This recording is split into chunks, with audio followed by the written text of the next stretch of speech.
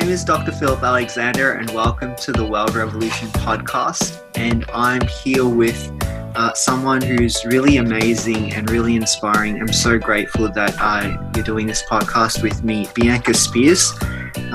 Bianca Spears is the author of The World Is Yours, 8 Steps to Achieving Everything You Want. And you're an award-winning empowerment coach and speaker. Mm-hmm. Yes. You've also appeared on NBC, CBS, Fox News. How did that all happen? That was actually when I launched my book. So yeah, I got a lot of international media coverage when that happened. So that was pretty cool. Thank you so much for having me on. I'm really, really excited for our session today. Yeah. Have a chat. Well, yeah, would you mind sharing a bit about your life journey? Like what made you become this empowerment coach? Mm-hmm. Yeah.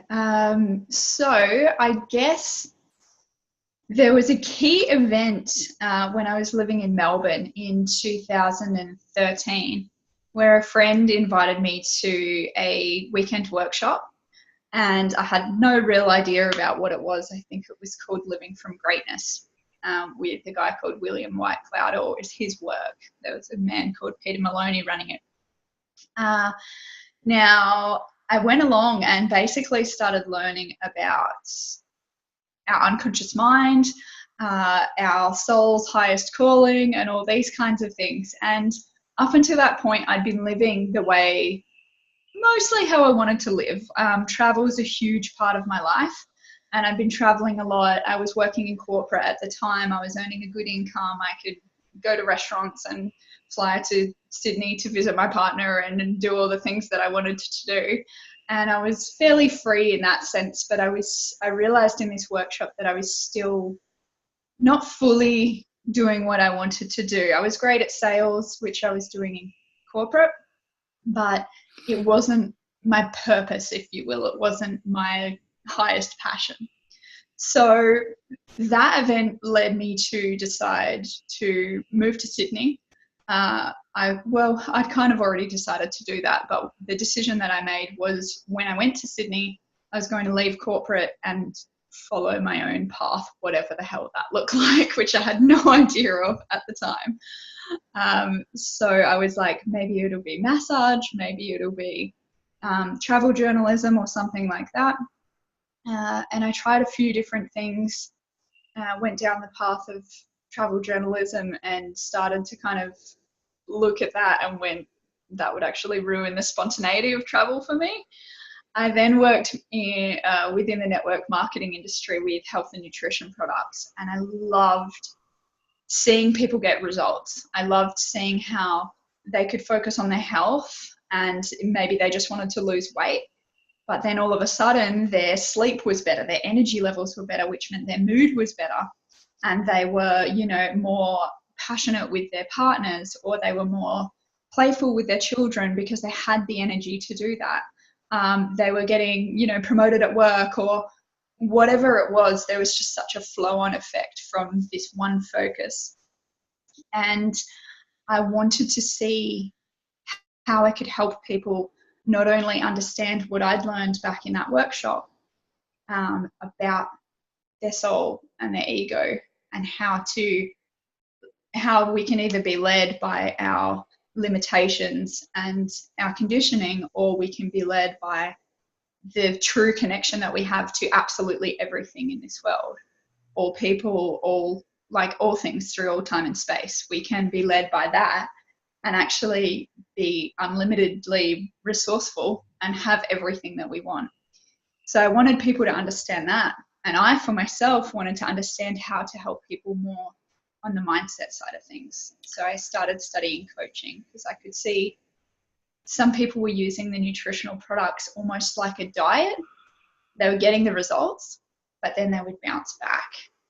Whereas other people who truly changed who they were, what their life was about, what they prioritized, what they valued, they were the ones who had the ongoing results and actually shifted into a new way of living and being.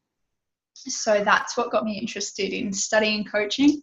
and really sharing with people, because I just find it so almost, I guess I find it really upsetting to know that when we're born, we know who we are. We know we're connected to joy. We're connected to gratitude. We're connected to the simple things in life. And through schooling, through our Yeah. parents, they don't know any better. But through life, we get further and further away from the truth of who we really are, and the simple joys in life. And we get so dogged on following a certain way and having to do a certain thing, even if it doesn't fulfill us. So that's why I started coaching, to help people come back to their truth and really create their lives around that, understanding how to use the systems that are already at play within the world, within themselves, how to utilize those systems to their advantage to create what they want, rather than creating what they don't want and going, why is my life shit, or why does this happen to me, or why has that person got this? So that they're more empowered in understanding, okay, so I'm thinking this, I'm doing that, I'm feeling this, and that's creating that. What if I shifted? But I just been like watching some of your videos, and you just have this energy about you. It just makes people feel really uplifted and happy. um, yeah, like what are some of the things that you do to help people? How do you lift them up? Um, oh, that's a good question. Well, as you know, I do laughter yoga and laughter wellness, which is really Love fun. that And meditation. That was yeah. laughter is a really, really powerful tool that a lot of my one-on-one clients begrudgingly do at the beginning, and they're like, oh my God, she's making me laugh. And it's something that's been lost, where when we're children, we laugh when we're feeling happy, when we're joyful, when something's entertaining. And again, it's like, no, that's not appropriate. You can't laugh at things like that because it's rude or it's politically incorrect or whatever it is. And laughter is a real tool for so many things. Relieving stress, it lowers the cortisol in our system. Stress and anxiety are huge in our society, huge problems, causing health problems, physically, mentally, emotionally, spiritually. Laughter can help be a key to helping us deactivate that fight or flight mode and actually step into a place of empowerment where we are more in our rest and digest mode, where we're actually calm, we're clear, we're confident in what we're doing, and we're bringing in all the positive hormones, endorphins, dopamine, serotonin, oxytocin. The list goes on. So that's one of the ways that I help people.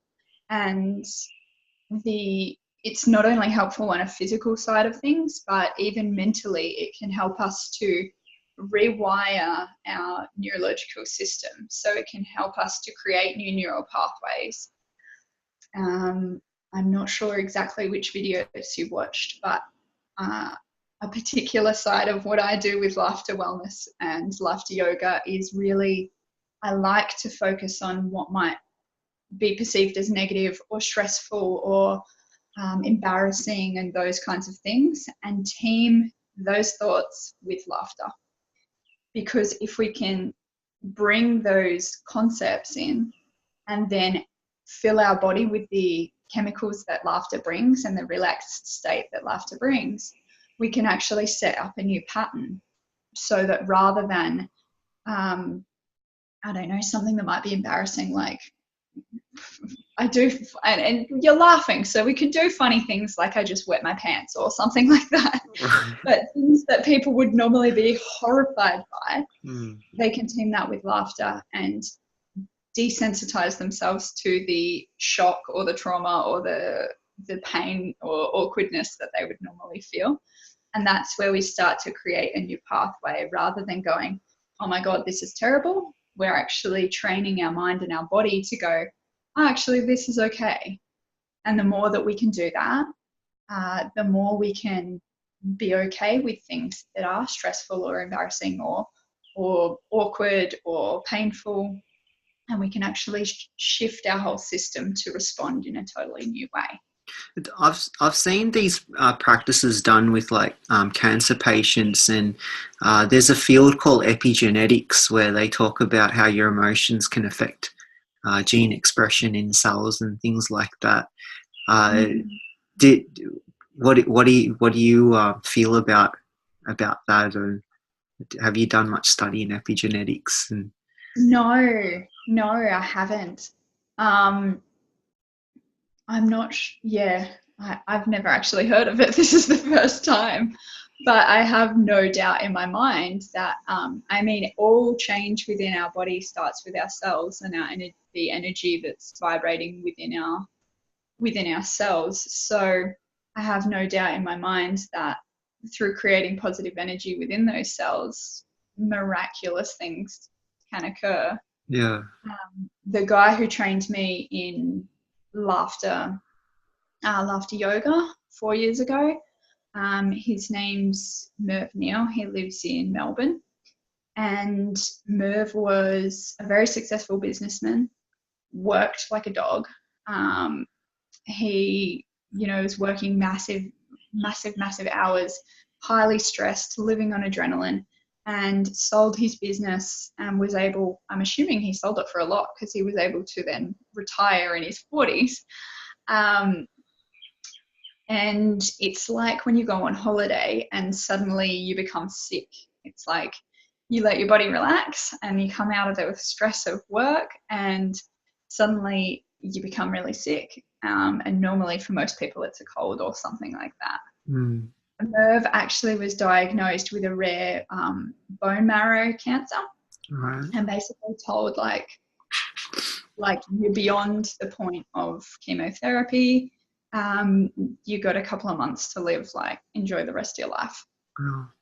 So after working his ass off for his whole life, Yeah. being highly stressed, he's retired in his 40s, which is great. He gets to enjoy the rest of his life, and then was told he had a few months to live.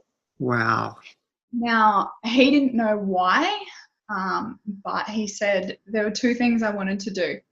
I was laughing all the time and I was eating oysters. He's like, I still don't know what the oysters were about, but his body basically took control. He started laughing. His family thought he'd just lost the plot because he's just laughing all the time. And his body was actually healing itself. So 2 months down the track, he goes back to the doctor and he's sort of like, hey, I'm past my expiry date. Like, what do I do now?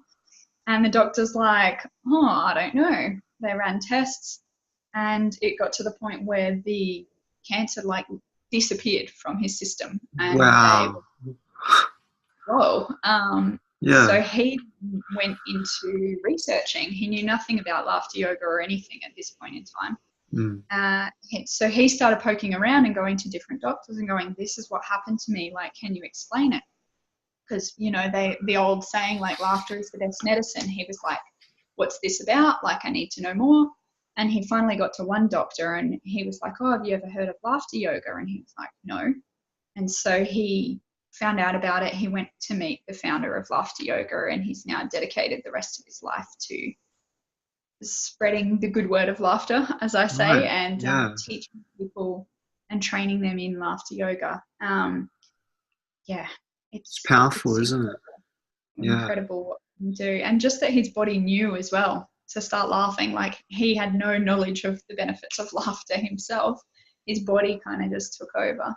Yeah. So, yeah, I'm not sure of the exact science, exactly how it works, but I know that some pretty amazing things can happen.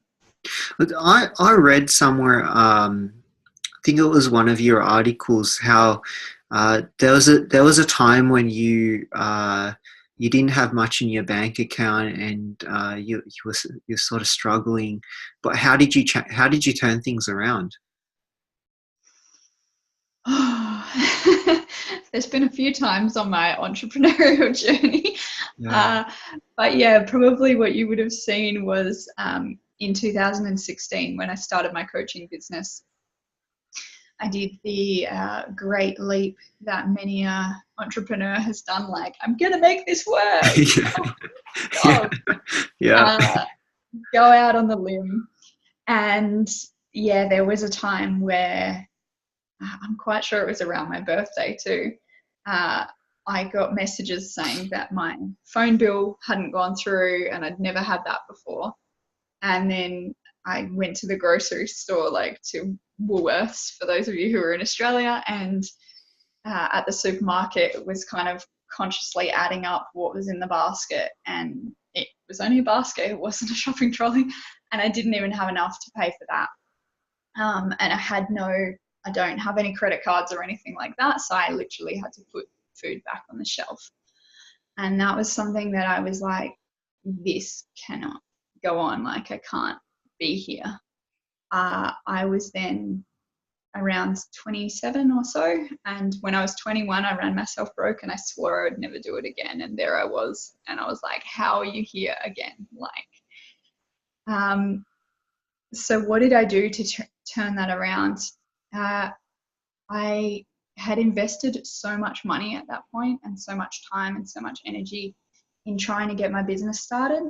I had all the how-to. I'd done 2 different courses of starting an online business, branding yourself, getting yourself out there. And in hindsight, I was doing a good job. It just can take some time to get your name out there, to get a reputation established and those kinds of things. And so I never look back on that time and go, oh, I wasted so much time and energy. But what was not aligned for me was where I was valuing what I had to offer.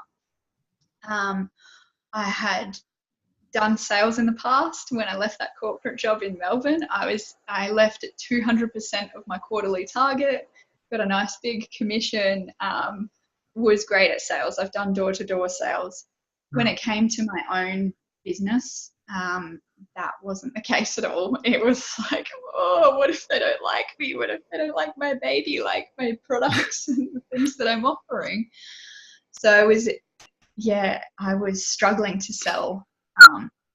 I worked one-on-one I invested, even though I was already, I think, $25,000 or so in debt at that point. I invested another $10,000 to work one-on-one with someone. Yeah. I was like, this is it, because I'd seen in network marketing, I had friends who were artists, I had friends who were coaches, and they were, but they weren't. They had a full-time job or a part-time job or whatever, and they had this business on the side. And I was like, how long, like, knowing the possibilities of these people that have taught me, who've made millions of dollars in their first couple of years in their businesses, knowing that that's possible for me too, like, how long do I want to keep trying to battle this out on my own? How long do I want to not have a business, like have a thing that I do on the side? So decided to invest with this mentor. We got a program established, up and running. We got an organic lead generation system set up through the form of a challenge. And we also did a lot of clearing. So he worked with kind of, it's called the spiral system. I'm not sure if you've heard of it. No. So the spiral system works to clear energetic blocks within your body. So it works with the energy meridians, and also works with the emotional and mental anchors that we've created around certain things. So we were clearing that. So he was clearing and coaching me on the money side of things, on the value side of things, and also just up-leveling through the scale of consciousness. So if I can ask, like, so you're saying there are emotions in our body, and like as an energy, and it would get blocked, and there's certain meridian points in the body where those blockages might be. Yeah. So throughout our lives, we create stories. We create, that different events and different situations crop up in our lives. They might be big, they might be small to someone else, but we create meaning around those, and we make it mean something. So you might be 2 years old, you're crying in your crib, no one comes to comfort you, and you decide, oh, I am unloved. Like, no one loves me, no one's coming to help me. Right. And then in primary school, down the track, you get picked last for the sports team, and you're like, well, yeah, no one loves me. Like, no one likes me. You know, that's just how it is. And then maybe in high school, like, you want to date someone and they end up standing you up on your date and they don't show up. And you're like, well, yeah, no one loves me. And this story goes on and it builds upon itself. So we create these little anchors, if you will, emotionally and stored inside our body. And this is something also, even going back to what you were saying about how I help people to, you know, lift their mood and those kinds of things. Yeah. We have to consider the body and the emotions when we're doing any kind of work. There's a lot of people out there who just work purely on mindset. And I think that's a mistake in the personal development industry, because you can only go so far when there are emotions involved and there are energies and things going on physically in your body and blockages. So the spiral system helps us to tap into those anchors that we've created and the stories that we've placed around those particular events. It helps us to go back into them. And the coolest thing about it is that you can go back, but you don't really need to know exactly what it was. So if the spiral practitioner says to you, like, you were 2.5 and it's related to, it's coming up as shame in relation to prosperity or something like that, and you have no idea what it is, that's totally fine. You can still clear it. So you're clearing it through clearing the energy meridian in your body and setting the intention basically on clearing that actual block. It's really profoundly powerful. It's something that I'm thinking about studying perhaps next year. But yeah, it's very cool. So it clears it on an emotional and energetic level as well as mental. So then once that's free, yeah. Well, is that so? You know, Preston Smiles was talking about somatic wisdom and that sort of thing, and there were things in that workshop that we did. Just exercises or actions that would. The idea was to remove that energy out of the body. Is that sort of the kind of stuff that you would do to clear that? So I do the spiral stuff for myself. I've been taught how to do it for myself. I'm not trained to do it for clients and things. With me, with the way I work with the body, is probably more like Preston and Alexi in some ways, because we need to physically move, and that's something that Preston and Alexi talked about, is how we're pushing these negative emotions down. We're not actually, you know, they say emotions are energy in motion and they need to move through our system. So I use things like laughter or movement, shaking. It's breathing as like, well, yeah. Deep breathing to shift things out of the body. But like I say, if we just sit still and we, journal, we can get some results for sure. Right. We can shift some things mentally, but unless we're actually physically bringing the body into it, right. We're not fully shifting it out. Yeah. It's still there. So sometimes it takes screaming. I know that you guys, I didn't, because I'm pregnant, and they were like, your baby can hear this. Right. But like primal kind of roaring, also it vibrates and can help to shift things out of your system. And again, just like laughter, just like a lot of things, it's kind of not okay in our society to just roar or scream. Would look a bit strange. It's just We push it down, and even in our own private lives, yeah, just on a train like, yeah. It's something that's needed within our system, and Preston spoke about this as well, which was really interesting to me because it's not something I had considered before, but it makes sense that animals have a way of resetting their system after they've been in fight or flight mode. And that he was saying how the impala, if it runs away from the leopard, will actually, once it's safe, it'll kind of start almost convulsing and shaking its body to reset its system, so that its nervous system is reset. It knows it's not in danger anymore. And this is why animals and things in the wild, domestic is a totally another story, but in the wild, animals don't walk around in a state of anxiety the same way humans do, because they reset their systems through shaking, through noises, through movement, through all these things that we don't do. We sit, and some people who do personal development might do journaling or something of that nature, or meditation. But yeah, the physical aspect is so important. Just back to life purpose. Like, do you do much soul work, like connecting to the source, and what would you say your purpose is in line with what your soul came here to do on the planet? Oh, the old purpose statement. Great question.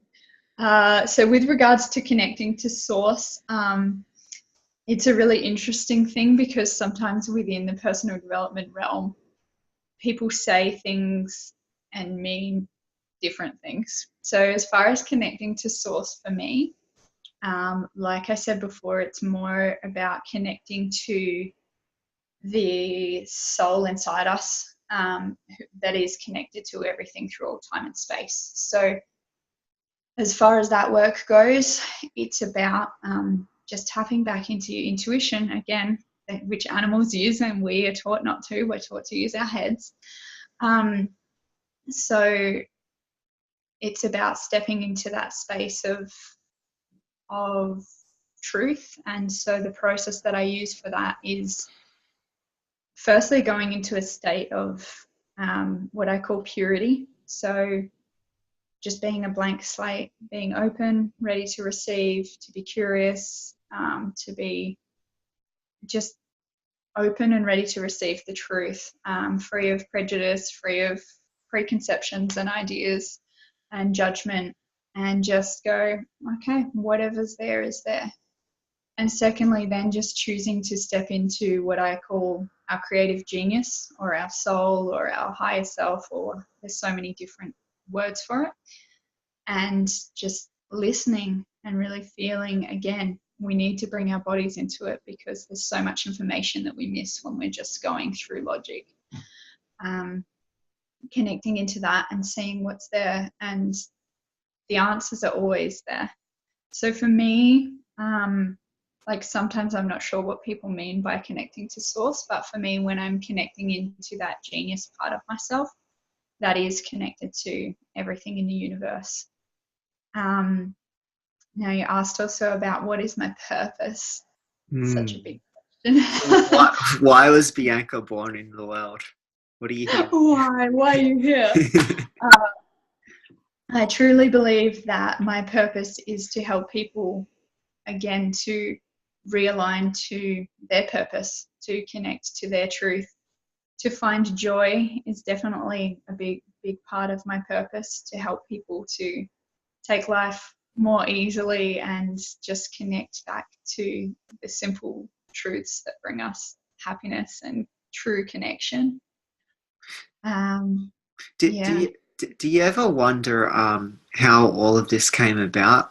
Like, what are we all doing here on the planet, or what gave rise to it all? Yeah, that's an interesting. um, These are things that float in my mind all the time. So, I'd like to hear your. I was going to say, am I able to ask your thoughts on it? oh, well, I feel like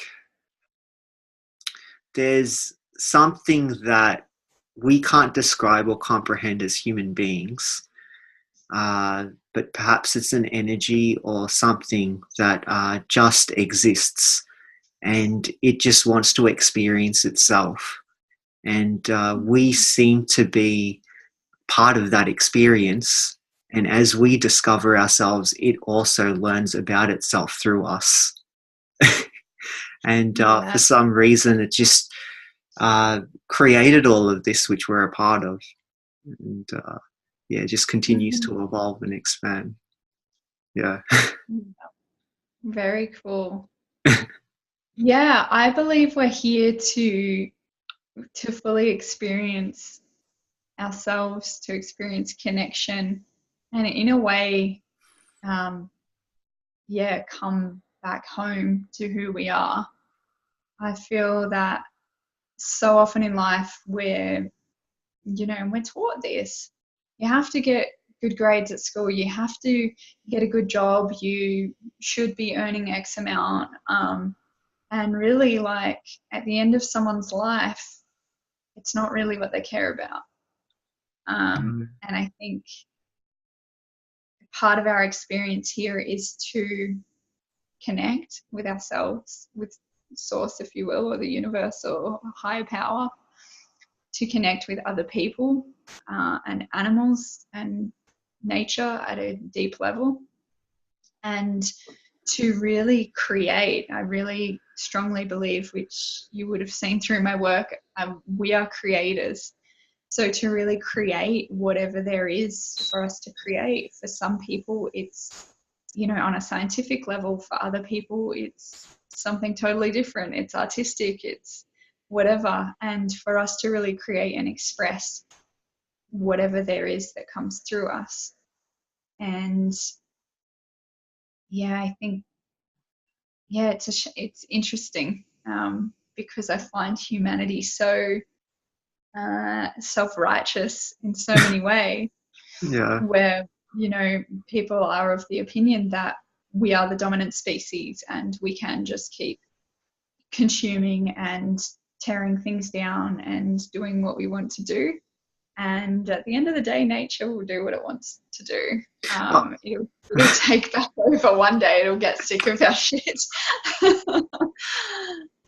I see uh, self righteousness in religion a lot. Like my background, I've been raised to be, yeah, just really religious. And in some ways, that made me to sort of like, I feel like my purpose is maybe to be an advocate of the truth, of my truth. Uh, mhm. and perhaps, I don't know, I see religion as a good thing, but it only takes you so far to really seeing the whole aspect of the truth or the whole truth. Uh, Mhm. which brings me to my next question, which I've seen you talk a bit about, which is what is your version of truth?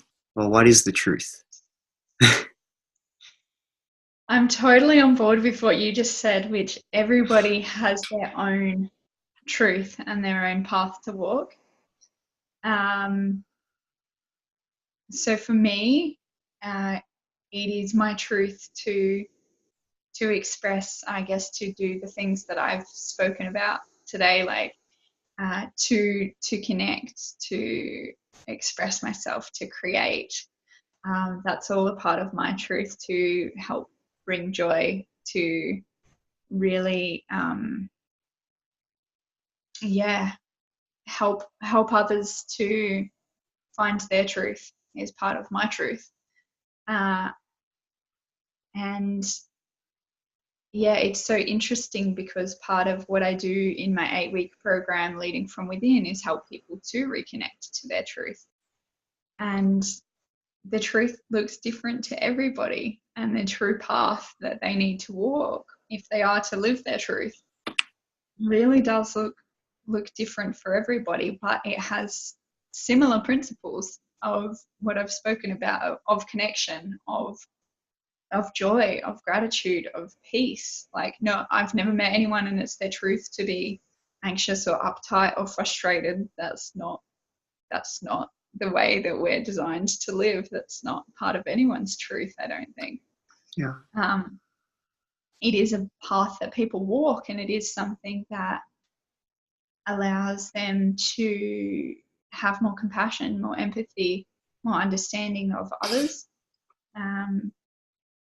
Yeah, I think it's very simple and complicated to live from our truth, because of the conditioning, because our ego and our mind, it's a survival mechanism. It's like, It's the world we're born into, in a sense. It's like, yeah, I feel like we're just being put into like a melting pot. It's like the universe is like, figure it out. But yeah. yeah, and our mind always wants to regain control and bring ration and logic and reason to things that don't necessarily have anything logical about them. Like, take love, for example. Anyone who's been in love, if you ask them, why do you love that person or that thing or that place, you can kind of make a list, but you can't fully express exactly what it is. You can make a logical list and go, oh, well, I like this about it, and I love how that happens, or whatever it is. But you can't actually explain the true depth of it. You can't actually explain why you do things. Like, people in love do crazy shit on a logical level, but it feels so good. It feels right, and it's following that that is the most important thing. Yeah. I've got a round of questions, and some of these are fun, some of these are interesting. You ready? I'm ready. Okay. Do aliens exist? Oh,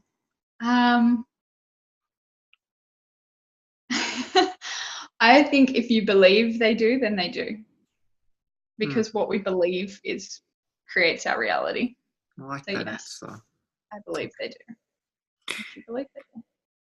Have you been here before? Do you believe in like past lives and reincarnation and that sort of stuff?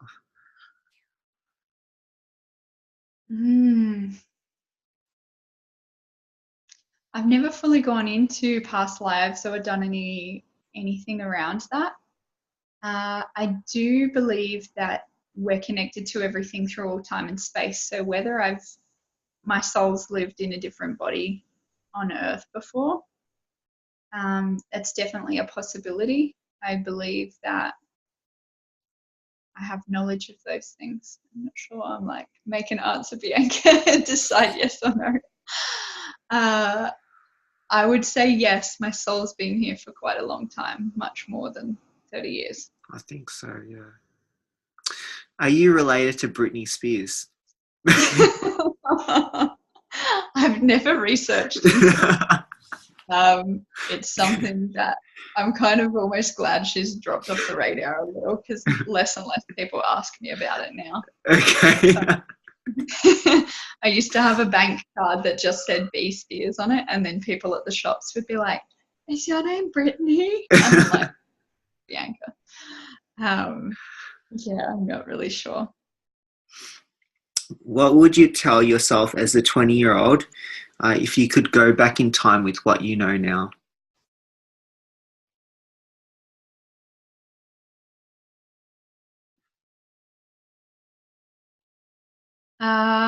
I would tell myself that we can know things without being taught them. Although I was following my heart and my desires in a sense at that age, I didn't understand the level of intuition that we actually have, and the level of connection that we can have with strangers, which I guess is something, again, we met a couple of weekends ago, and really we did a group exercise where our teams had to give us their first impression of us, which is something that I teach, is go with what's obvious. And whatever's obvious to someone is usually them using their intuition and not using their logical mind and just going, oh, that's really obvious to me. So we did that first impression exercise. And what I didn't know when I was 20 that I would love to impart wisdom on myself, if I could, is that we can have that ability to know one another. So the situation that's coming up in my mind is I was traveling in India when I was around maybe 22, and a guy came and he was like saying that we were going to get married and that he knew me. And I was like, you don't even know my name, you don't even know where I live, you know. And now I understand, because Indians are quite spiritual people, and I understand, and I'm like, he totally knew me, like probably more than the friends that I was traveling with, because he was tapped in on the spiritual level where he could see my soul for what it was. But at the time, did not understand that whatsoever. What advice would you give to someone who has gone through a similar journey as yourself, from corporate, from not having much funds to getting to where you are now? The advice that I would give would be to learn what you can from people who've been there before. Take from their mistakes, if you will, take from their learnings, the things that they messed up or took a long time to realize. We've got connection to the internet now, which is a beautiful thing, and there are so many amazing books and courses and resources out there for us, free and paid, that can allow you to really tap in. And the second thing would be to work through your stuff, because until you're in a space where your mind and body and soul are at the level of receiving what you actually want, it's going to be a long, hard road. So it's about up-leveling yourself and really getting yourself to the level of that vision so that you can receive that as well. Yeah. What would you've traveled a lot, haven't you? You've traveled all over the world. What would you say is your favorite country, and why? I get asked this so much. One of my favorite countries is Greece. I lived in Corfu in 2011 for 4 months, and I loved the lifestyle there. I loved it just felt free. It felt very carefree, and it probably is. And a lot of people are like, yeah, that's why they're in such financial shit. But I loved the connection with family. I loved the food there. I loved the lifestyle through summer. I don't know if I could deal with winter there, because everything kind of shuts down on those islands.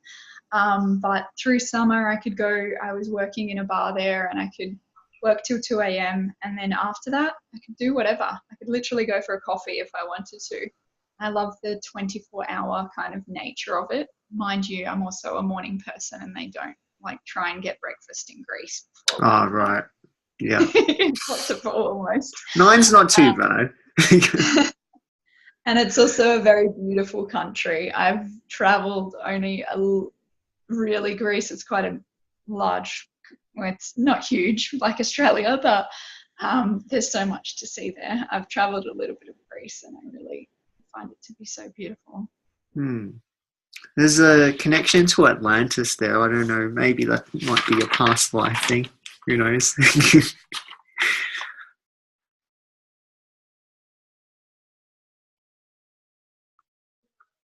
Oh. Sorry. Yeah. Yeah. Sorry. A call started coming through and it muted the meeting here. Sorry. What would you say is true strength? True strength. True strength is standing for what you believe in and what you know to be your truth, regardless of what's going on around you, regardless of the situation, regardless of the people around you, regardless of what others may think.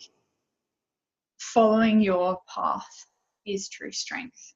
So, yeah, whatever that looks like, whether it's standing up for someone when no one else is because you know that that's the right thing to do within your truth, whether it's following a path even though people think you're crazy, that's true strength to me.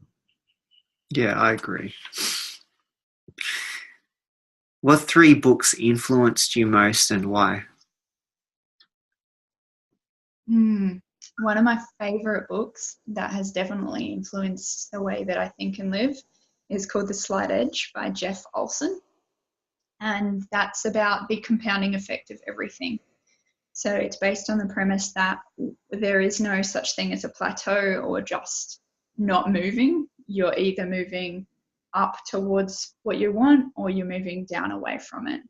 So even something as simple as our health, we're either, going up and positively impacting our health day to day, or we're declining slightly, even if it's by a little bit and it's not noticeable to the, untrained eye.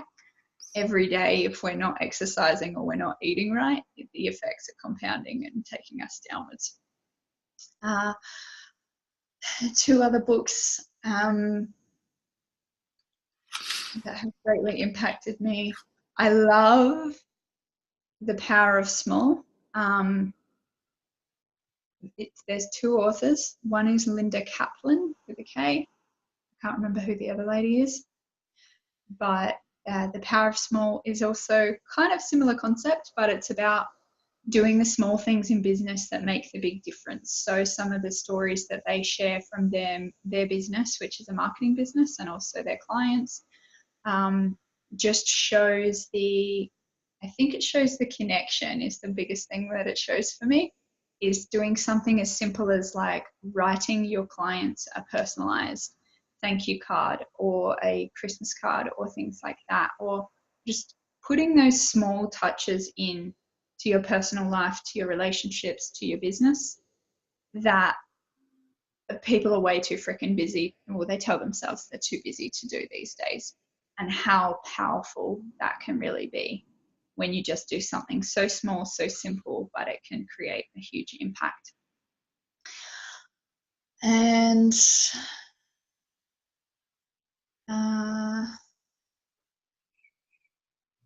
I'm going to go with the 4-hour work week because the way that Tim Ferriss, firstly, he's a funny guy. Like the way he thinks about things, and I'm not sure. Have you read the 4-hour work week? No.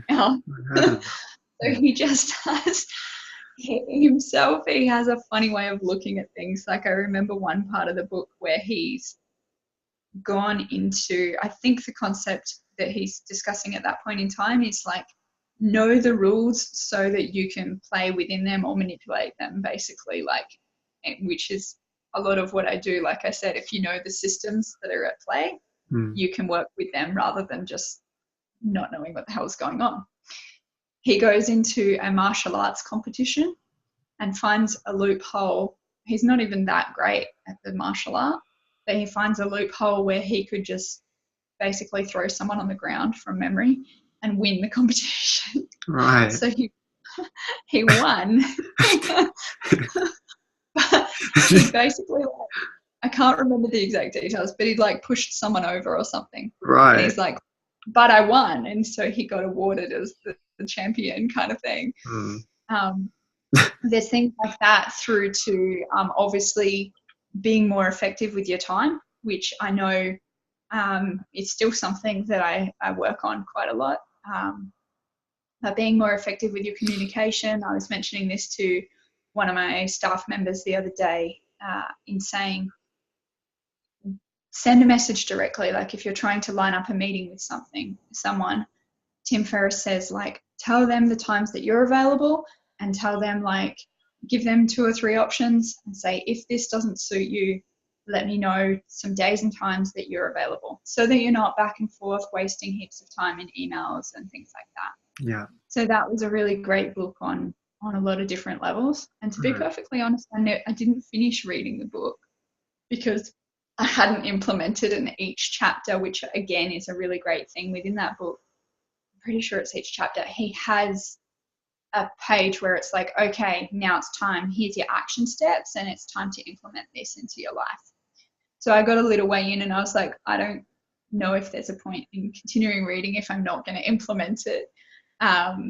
So I want to do it when I can implement it, which this is a great reminder for me to go back to that and actually, because it's already, like I say, it's already impacted what I do, and I have started implementing. So maybe it's time to go back and actually read the rest of that. Who is your biggest inspiration?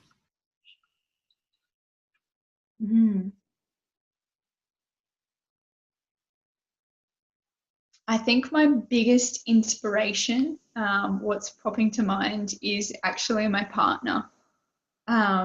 Obviously, I see him on a almost daily basis. We do live together, but we travel and do all kinds of things. He's very inspirational to me because he's an architect and he just loves what he does. He's not into personal development, but it's interesting to me how many things people would go to courses about or read about or those kinds of things that just come innately to him. For example, people would say, focus on your vision or focus on inspiring things. So a lot of us who are in personal development will get up and, look at a vision board or watch an inspirational video or listen to a podcast or meditate or whatever it is. And my partner wakes up in the morning and looks on Instagram, and all he has on his Instagram, he has a couple of friends that are kind of okay with putting their kids' photos and stuff up, but everything else is just inspirational architecture for him. And that's how he starts his day and ends his day. Things like that. He's very structured within business, so he's been hugely inspirational to me and probably helped me actually become more of a business person since he started his business 3 years ago and started working from home. I've learned so much from him on that front as well. And he also, where I can be quite whimsical and airy-fairy and lack detail, he loves detail and research and planning in a way that I find almost boring. But it is inspirational to me and something that I aspire towards because I can see the results that it brings for him in his life and his business as well. What is one superpower you would like to have? I think flying. It would be so cool. I love being in the air and to fly and just be able to go up, be in the sky at like sunset or something, or like have the bird's eye view on everything. Yeah, I just feel like the feeling of it would be so amazing. Have you done skydiving? I've done skydiving, I've done paragliding, I've done trips in like warbird planes where we do loop-de-loop and those kinds of things and corkscrews. I really love being in the sky. This is the last question, and it's I always end this with, well, it's kind of profound. If today was the last day on Earth, what would you do?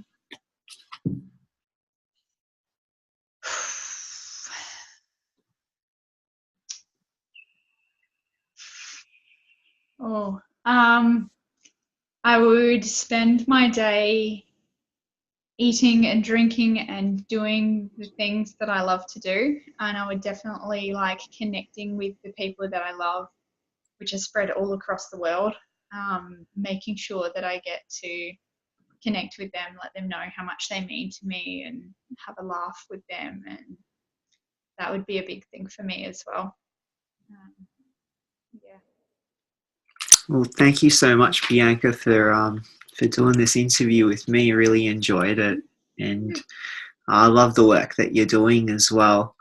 I will share the podcast, all of the stuff that you do, your courses and everything. Yeah, is if there's a final message that you could give to our listeners, yeah, could you share just something just from the feel of the whole interview? The lights just ran out and came back on. Yeah, I don't know what. Yeah, I'll share what I always share, which is that we are creating everything in our lives, and it's possible for you to create anything that you can imagine. So follow what's true for you. Thank you, Bianca. Thank you so much. It's been so amazing to be on here, and yeah, I've really had a great time. I'm like, I don't even know what time it is, but this is awesome. Well, yeah, we'll talk soon, and maybe we can do this another time. Yeah, cool. Thank you so much.